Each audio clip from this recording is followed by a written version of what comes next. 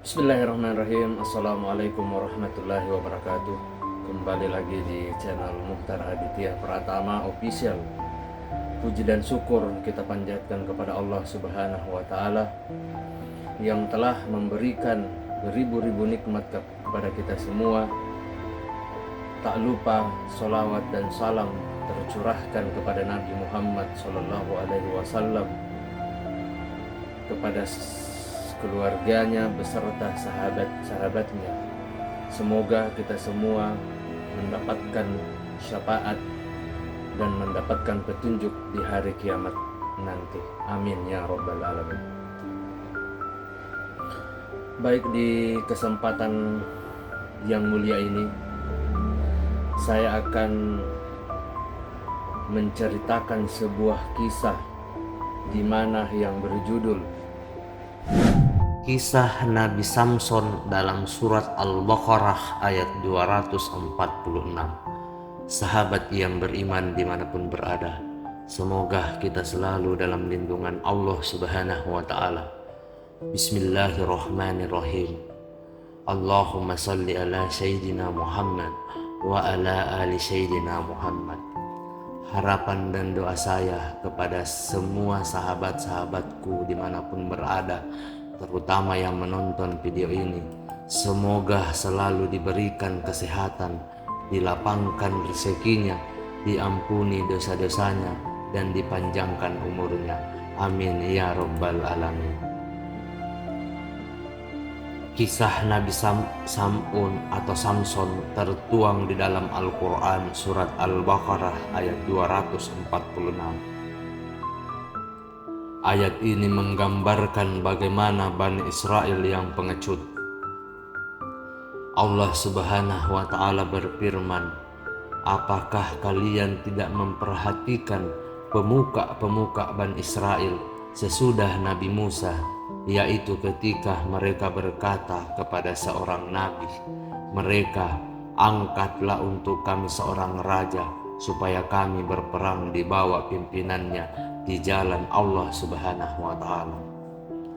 Nabi mereka menjawab, mungkin sekali jika kalian nanti diwajibkan berperang, kalian tidak akan berperang. Mereka menjawab, mengapa kami tidak mau berperang di jalan Allah Subhanahu wa Ta'ala, padahal sesungguhnya kami telah diusir dari kampung halaman kami dan dari anak-anak kami. Maka tak kala perang itu diwajibkan atas mereka, mereka pun berpaling, kecuali beberapa orang saja di antara mereka, dan Allah Subhanahu wa Ta'ala yang maha mengetahui siapa orang-orang yang zalim. Quran Al-Baqarah ayat 246. Sahabat yang beriman dimanapun berada, Ibnu Katsir di dalam tafsirnya mengutip As-Sa'di mengatakan bahwa Nabi tersebut bernama Sam'un atau Samson. Wah, Ibnu Munabbih dan lainnya mengatakan pada mulanya kaum Bani Israel sesudah Nabi Musa alaihissalam berada dalam jalan yang lurus selama 1 kurun waktu. Kemudian mereka berbuat hal-hal yang baru, dan sebagian di antara mereka ada yang menyembah berhala. Di antara mereka masih ada nabi-nabi yang memerintahkan kepada mereka untuk berbuat kebajikan dan melarang mereka berbuat kemungkaran, serta meluruskan mereka sesuai dengan ajaran kitab Taurat. Sahabat yang beriman dimanapun berada, semoga kita selalu dalam lindungan Allah Subhanahu wa Ta'ala. Hingga akhirnya mereka melakukan apa yang mereka sukai, lalu Allah Subhanahu wa Ta'ala menguasakan mereka atas musuh-musuh mereka, dan akhirnya banyak di antara mereka yang terbunuh dalam jumlah yang sangat besar, banyak yang ditawan oleh musuh-musuh mereka, serta negeri mereka banyak yang diambil dan dijajah oleh musuh-musuh mereka. Sahabat yang beriman dimanapun berada, semoga kita selalu dalam lindungan Allah Subhanahu wa Ta'ala. Pada awal mulanya tiada seorang raja pun memerangi mereka, melainkan mereka mengalahkannya. Hal tersebut berkat kitab Taurat dan tabut petih yang telah ada sejak masa lalu. Keduanya diwariskan secara turun-temurun dari para pendahulu mereka sampai ke Nabi Musa alaihissalam.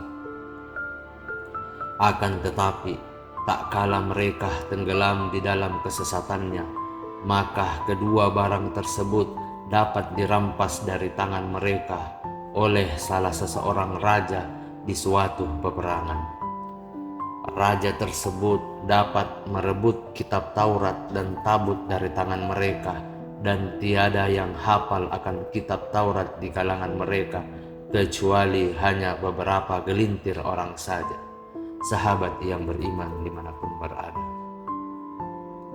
Kenabian terputus dari keturunan mereka, tiada yang tertinggal dari kalangan keturunan Lewi yang biasanya menurunkan para nabi selain seorang wanita hamil dari suaminya yang telah terbunuh. Maka kaum Bani Israel mengambil wanita tersebut dan mengkarantinakan dalam sebuah atau di dalam sebuah rumah dengan harapan semoga Allah Subhanahu wa Ta'ala memberinya rezeki seorang anak yang kelak akan menjadi seorang nabi bagi mereka. Sahabat yang beriman dimanapun berada, semoga kita selalu dalam lindungan Allah Subhanahu wa Ta'ala.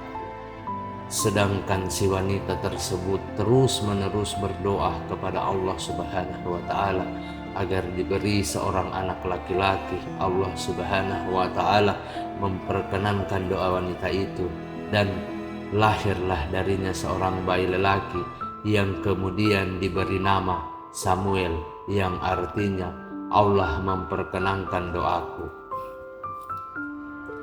Sahabat yang beriman dimanapun berada, di antara ulama ada yang mengatakan bahwa bayi itu diberi nama Sam'un atau Samson, yang artinya sama.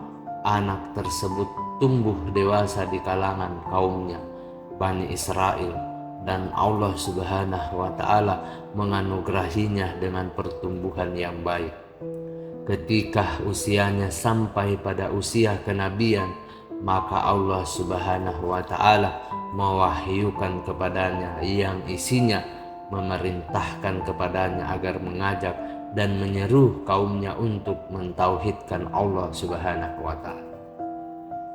Sahabat yang beriman dimanapun berada, semoga kita selalu dalam lindungan Allah Subhanahu wa Ta'ala. Lalu ia menyeru kaum Bani Israel, dan mereka meminta kepadanya agar ia mengangkat seorang raja buat mereka yang akan memimpin mereka dalam memerangi musuh-musuh mereka, karena raja mereka telah binasa. Nabi Sam'un berkata kepada mereka, apakah kalian benar-benar jika Allah mengangkat seorang raja untuk kalian, bahwa kalian akan berperang dan menunaikan tugas yang dibebankan kepada kalian, yaitu berperang bersama Allah? Sahabat yang beriman dimanapun berada,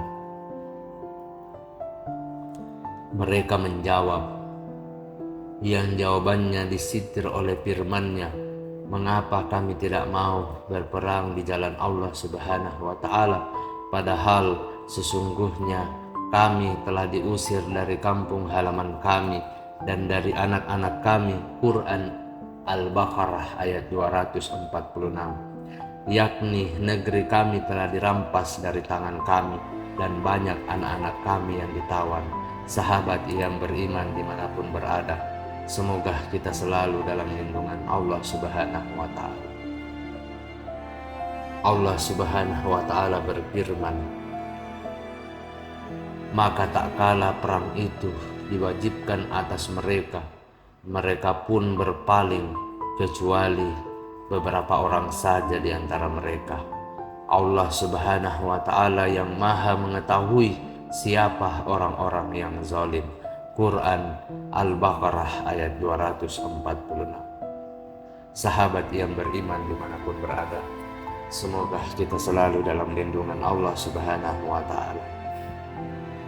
Mereka tidak memenuhi apa yang telah mereka janjikan, bahkan kebanyakan dari mereka membangkang, tidak mau berjihad, dan Allah Maha mengetahui mereka.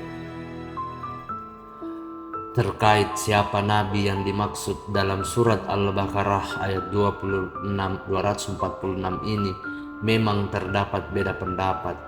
Mujahid menyebut dimaksud adalah Samuel alaihissalam. Hal yang sama dikatakan pula oleh Muhammad ibnu Ishaq dari Wahab ibnu Munabbih bahwa dia adalah Samuel.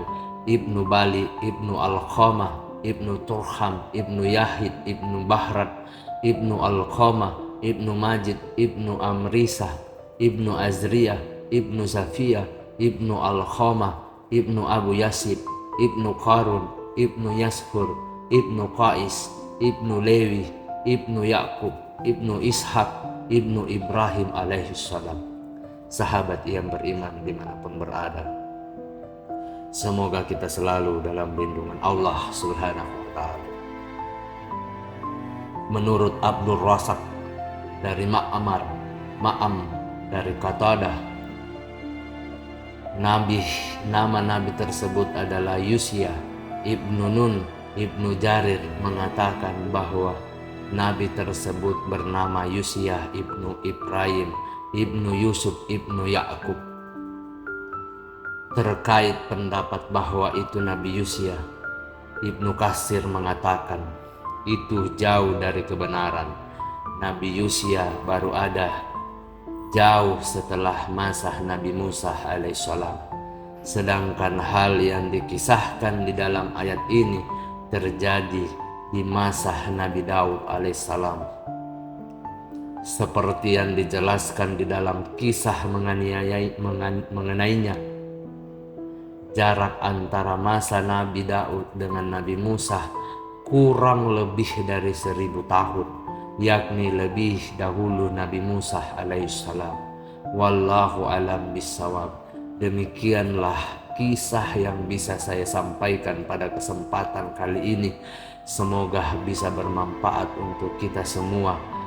Mohon maaf apabila ada salah kata ataupun ucapan dalam video ini, karena perlu kita ketahui kebaikan datang dari Allah Subhanahu wa Ta'ala dan kesalahan datang dari saya pribadi selaku manusia biasa yang tidak pernah luput akan kesalahan.